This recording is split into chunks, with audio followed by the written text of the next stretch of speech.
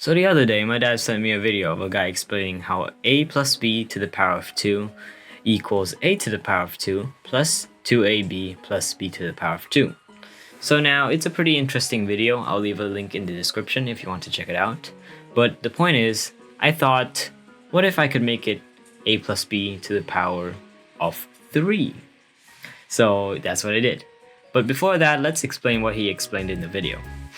So to begin, we know that a plus b to the power of 2 is a square.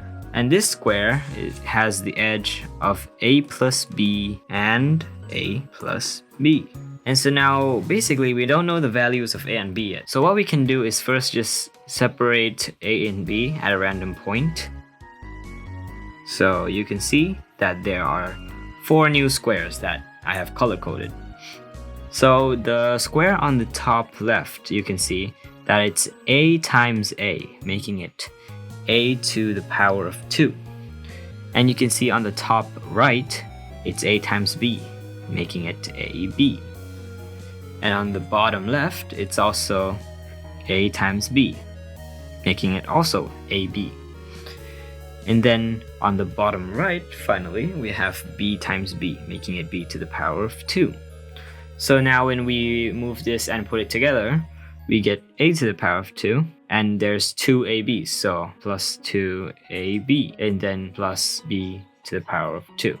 So this is how he explained it in the video. So now once we've got this, we can move on to the next step.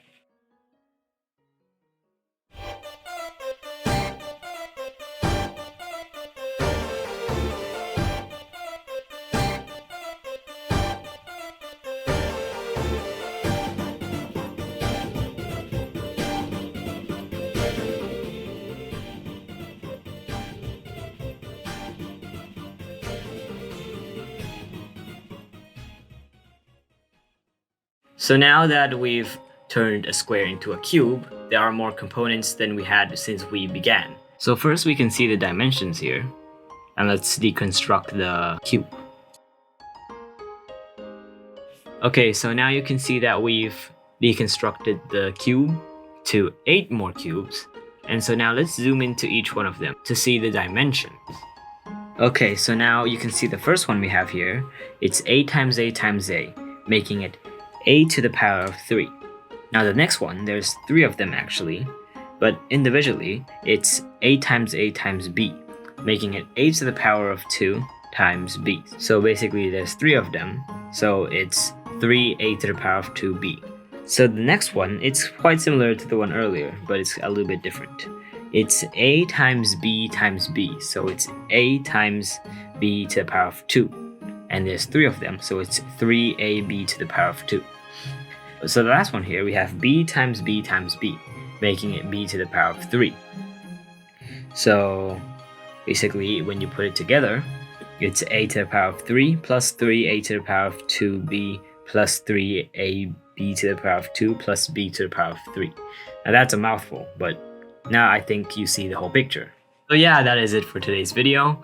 We looked at how to visualize a plus b to the power of 2, and we turned it into to the power of 3 with 3D software. So yeah, I hope you guys enjoyed, and I'll see you guys later.